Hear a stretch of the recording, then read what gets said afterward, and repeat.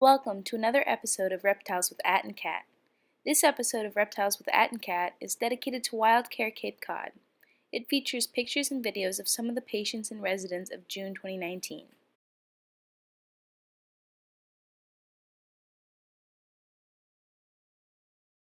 My very first day at Wild Care, I got to participate in the rescue of a baby crow.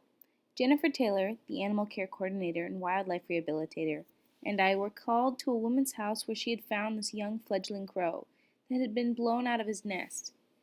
His family was still flying around, and there was evidence that they had been feeding him, so we built him a makeshift nest and carefully placed him in the nest where his family could find him. I'm going to go get a pillowcase, so I will pick him up with that. With the shadows of the crows. Me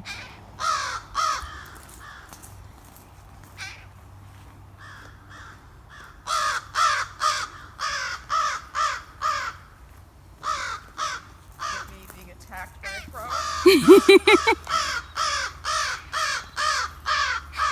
Okay, so you can see that there's feces. There's feces all around him. So they've been feeding him. Okay. I'm just going to look underneath him. Someone threw a pine cone at us. Oh, God. Okay. I'm just going to make sure that there's no cuts underneath him, because he seems to be fine. You're a good crow. You look like you're in good shape. Okay? Right, I'm going to put you... Crows are a part of the corvid family, which also includes jays, magpies, ravens, and a few other birds. Crows get a bad rep because they are usually depicted as bad omens, but they are highly intelligent animals that have strong familial bonds. Chicks from previous years will help their parents raise the new chicks, and so will all of the other adult crows, so the babies are very well fed and protected. This is Bert. Bert was a robin that came in with a feather issue and was unable to be released. He imprinted on people and was a very social bird. Bert now lives in a facility in Maine for other birds that cannot be released. He helps teach people about robins. Robins love mealworms, and it was so fun to watch him dig for them in his plant. Up and Nickerson are Wild Care's resident eastern screech owls. They are educational animals because they are non-releasable. These two have permits to be educational animals and are used to help teach both kids and adults about wildlife native to Massachusetts. Up is our male screech owl and is slightly more friendly than Nickerson, our female, but both are still wild animals and are not pets in the least. They are beautiful and interesting animals. Breeding pairs like nest boxes, so if you put one up in your backyard, you just might attract some.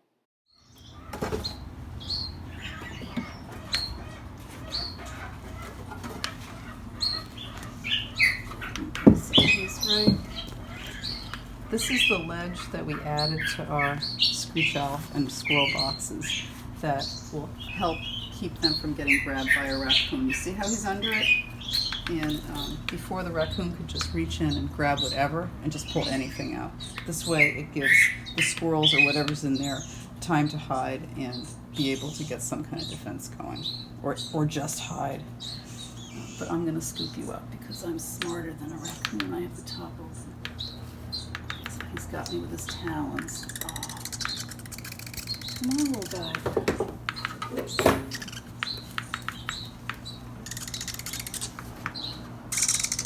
Come on, but he is not imprinted. We've had him like 5 days, and one day was beautiful. He was out in a box, waiting for his parents who never came. Okay. So this is one way you can hold a screech owl and be safe. He's going to be a red morph. You can see all the red in him.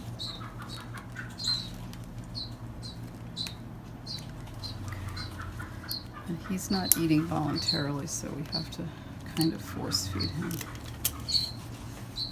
And I'm feeding him, so he's not looking at me. So if he ever feels endearment toward me because I'm giving him food, which I doubt will ever happen with this owl, but when they're nestlings and they're really little, they will just know that you're their mother. We don't want that. Yeah. Will you take that without me forcing it? There.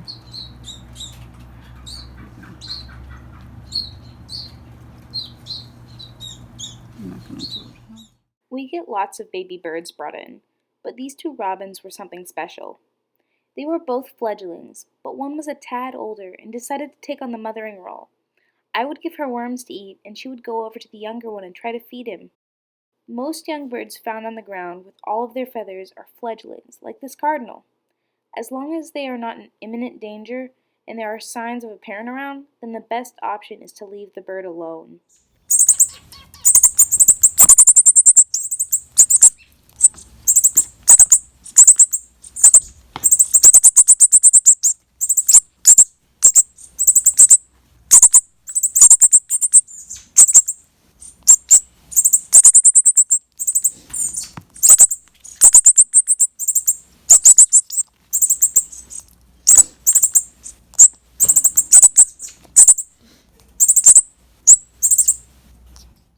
Once the birds are healthy enough and have grown most of their feathers, we move them out of the clinic and into the baby bird room, where they finish growing their flight feathers and become independent eaters.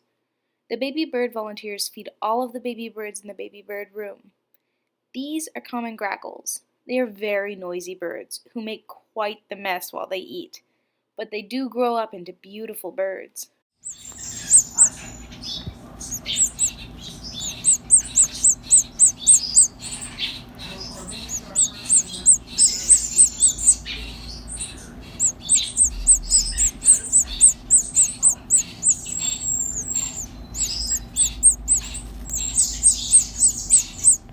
This house finch came in because it was found on the ground with no nest in sight. If the bird appears unharmed and is not cold to the touch, you can put them back in the nest if you can find it. The parents will not stop feeding them just because they smell like humans. This little guy got his second chance and is now flying free. Okay, and Regina, what's your phone number? Because I don't know you. Are you not plugged in with your name? It's 307-731-3489. Okay, great. It's Upstairs, I think. Oh my gosh. Get some before it gets older. This was put here yesterday, so I think it's fresh. Yeah.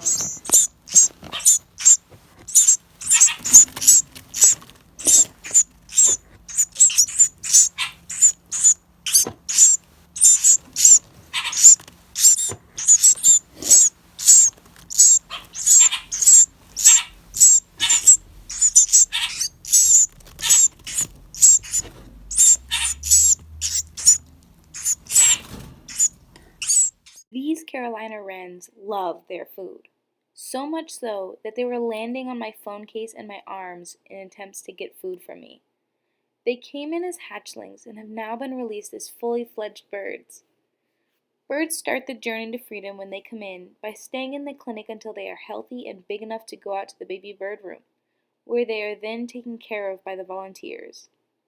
Once they no longer want to be fed by people and they look almost like adults, they are moved out to one of the aviaries, where they usually stay for at least a week until they are ready to be released. These wrens were so sweet, but once they are out in the aviary a few days, their natural wild instincts kick in and they start avoiding people, which is the best tactic for wild birds to have. I sure did enjoy having them land on me, though. It was a unique experience that I was not expecting to have with wild birds. It gets put on like that, so I have not done much of this. So I'm going to put the big side down. All right, shut this off. Holy Christmas. It was much bigger than it was last time. Okay. Look at it moving.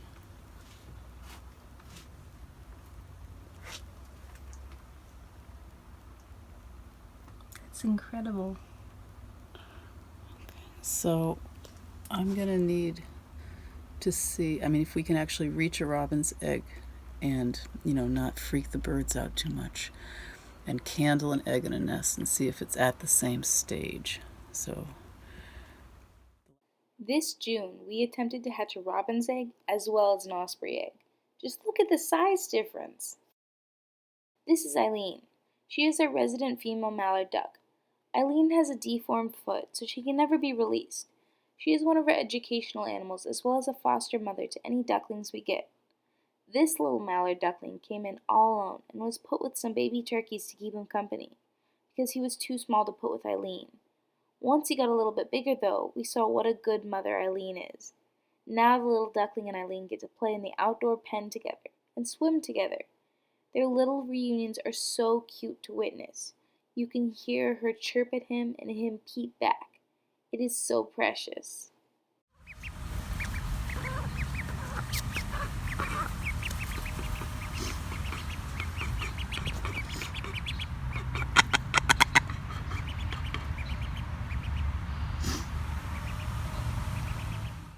We got 8 mallard duck eggs in and managed to hatch all of them.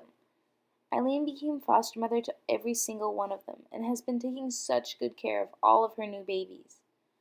This tiny egg is a chickadee egg that someone found and brought in. Watch these tiny baby black-capped chickadees grow up. That's where you first see hydration. You just keep hydrating until. Oh yeah. Oh, poo-poo. He did a boo boo. Yeah, see, he was really in eggs. that spot on his back, on his side there. Oh, that's He's a so beautiful. cute. It is Yes, perfect. perfect. You're a veteran fan. Yes, you are. Oh, he's so sweet. Yeah. Chickadees grow up so fast. They are so small, but they sure do make some noise.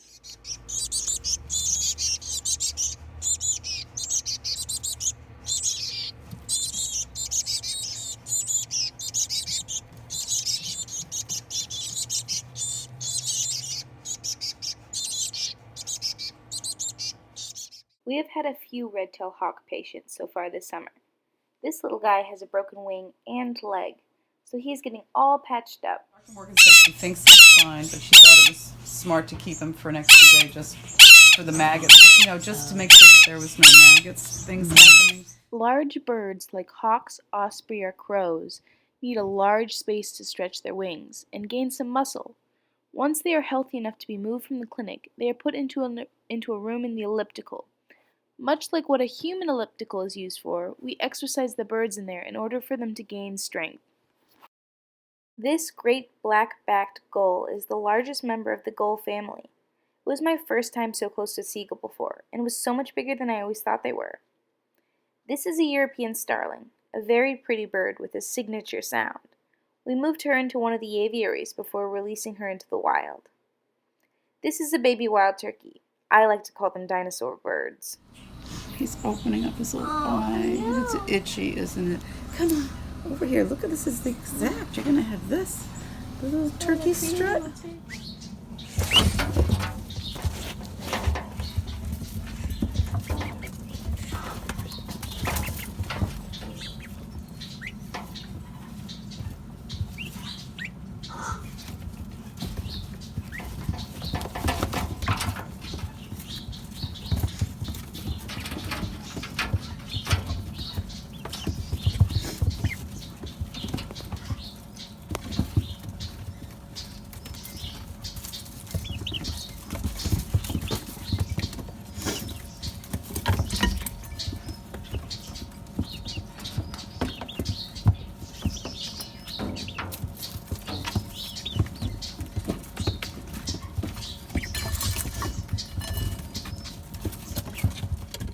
I got to bring these babies home when I was trying to release them.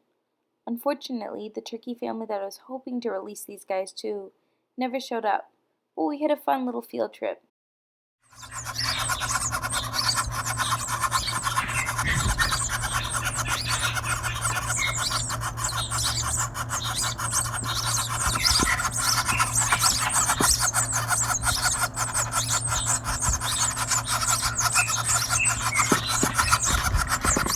These are, in my opinion, direct descendants of velociraptors. These are northern flickers, a subspecies of woodpecker.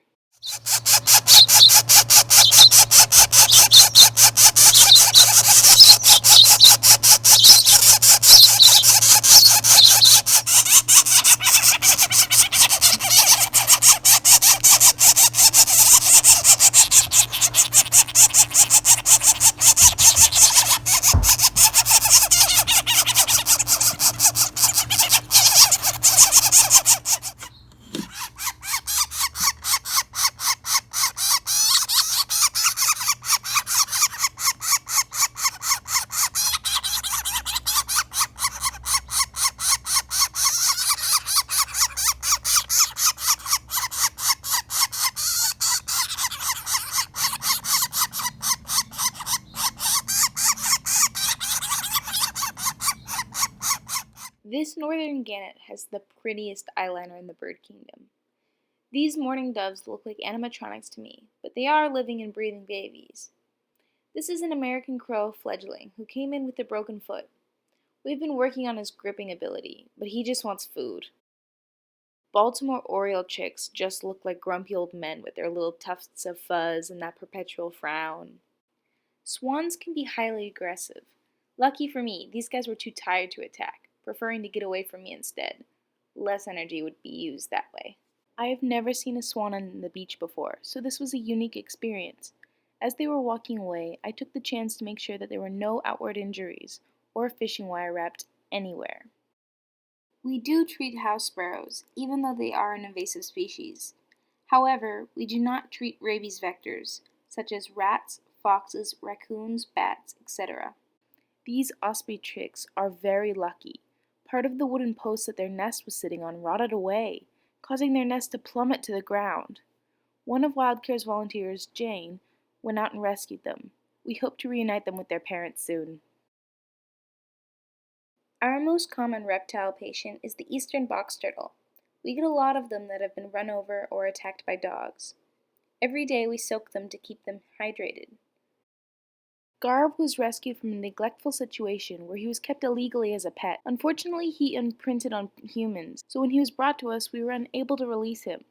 Garb has a bad habit of following humans around. While it is cute to see, it is a terrible trait for a turtle that is supposed to be wild. Now Garb is an educational animal, helping teach people about eastern box turtles and why they are not pets. Every other day, the turtles all get a salad, which consists of various vegetables and some cooked eggs with eggshells. I never knew that turtles liked cooked egg, but it's a great way for them to get protein easily. It is so cute to watch them eat. Snakes are not the most common patients because most people are afraid of them and end up killing them instead of bringing them in to be rehabilitated. This black racer got stuck in some mesh and some kind people brought her in. The mesh cut into her skin on her upper back and her tail fell off. Luckily, with a few sheds, she started looking much better and was released. This is a snapping turtle that someone ran over. Unfortunately, due to their biology, this turtle was still alive, even though she looked like this. If you ever see a turtle that looks like it's been hit by a car, or if you hit a turtle, please bring them into a wildlife care place. We will examine them to see if they have eggs, and if there is no way to save them, we will humanely euthanize them to end their suffering. This snapper had 14 viable eggs inside of her, so her legacy will live on. This snapper was also hit by a car, and we were unable to save her, but we did save the 24 viable eggs that were still inside of her. This young snapping turtle's head was run over as he was trying to cross the road. He came in still alive, even with a crushed skull. If you see a turtle trying to cross the road, please move it to the other side in the direction that it was going. The first thing we do when a turtle comes in that is in pretty bad shape is to x-ray them to see if they are gravid females. Gravid means pregnant for reptiles. If they are indeed gravid, then once they are euthanized, we remove parts of the carapace, the upper shell for turtles, that prevents us from getting to the eggs. We pulled 6 viable eggs out of this painted turtle. My first time seeing a diamondback terrapin was not under happy circumstances. She was crushed by a car, and all of the eggs inside her were also crushed. It was horribly sad to see, but this is a common occurrence because many drivers do not keep an eye out for crossing turtles. Summer is nesting season, so please watch the roads for future mamas. This is an eastern milk snake that's tongue and tail were run over. Half of the tongue had to be snipped off, and the tip of the tail came off naturally. Snakes hunt using the tips of their tongues to detect the movement of their prey. They've specially evolved the Jacobson's organ, which allows them an advantage when hunting, but it is only as effective as their tongue. So we are still unsure if this snake will be able to hunt properly. Mice are usually considered pests, but here at Wild Care, we consider them patients. These baby white-footed mice grew up with us feeding them after they were orphaned. They were so tiny as babies, and it was terrifying feeding them because I was always afraid of hurting them. Once their eyes opened, we moved them outside to the barn, where they had space to grow up into adult mice. We then released them into the wild once they are deemed fit to survive. Sometimes they are a little too comfy with life at Wild Care and do not want to leave the safety of their mouse box and venture into the big outdoors. Mice can be real chickens sometimes. They like to play peekaboo with freedom instead of embracing it because they are scared of all the new smells and sounds that being outside brings. But they all eventually left the mouse box and joined the wild. Baby rabbits are some of the patients we get almost every day. Cats and dogs are the biggest culprits when it comes to injuring baby rabbits. But people are also guilty as well. We've had several come in with injured as the result of landscaping gone wrong. They are very hard to take care of because they get scared so easily. If you have a baby rabbit and decide to bring it into a clinic, whatever you do not hold it in your hands for a long period of time. They can die from terror, and being held by a human for a long time is terrifying to a baby rabbit. The ones that make it to an age where they can be released are what make this job worth it. There is no better feeling than releasing a wild animal back where they belong. Did you know that baby opossums can survive in their mother for 4 days after she has died? Really sad, isn't it? A man brought in this mother possum that he found on the side of the road because he saw that there were 2 babies in her. I know that it is gross, but please always check if you see a dead opossum on the side of the road. It's worth it if you can save a life.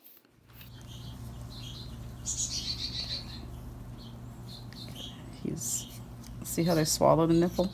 Mm-hmm. So can you get the nipple being stretched there? Yep. Wow. Okay, tell me when you're done. I got it. Okay. Opossums get a bad rep, but they are super cute and should get the appreciation that they deserve. This is an eastern chipmunk, who in my opinion is the cutest of all the chipmunks. This adorable little face belongs to a newborn eastern gray squirrel. She came in as an orphan only a couple days old, but she grows so fast. Her fur grew in before her eyes opened, but she is born with fully formed nails and whiskers because they are important in keeping her in her nest. Feeding squirrels is something that always puts a smile on my face. People kind of brush off squirrels as the everyday rodent you find in your yard, but feeding them every day has given me an appreciation for them. Well, let's just call it absolute adoration. They make the cutest sounds when they are eating, and she would fall asleep on the syringe once she was full. Once her eyes opened, she became quite the little adventurous troublemaker. We like squirrels to be with other squirrels, so we introduce 2 that are about the same weight, and if they get along, we house them together. They are always happier with other squirrels, and they grow like weeds, and get moved from the clinic to the barn once they reach 200 grams. They stay in the barn until they are big enough to be moved to the outside mammal shed, where they stay before being released into the wild. This is Penny. She is a pending resident because she is non-releasable since she is slightly neurologic. She has balance issues and would not survive in the wild. Wild Care is an amazing place that does all it can for the animals that are brought in. Animal Help Now is an app that provides you with information regarding all of the wild animal rehab places in your area. Thank you so much for watching, and stay tuned for our July episode.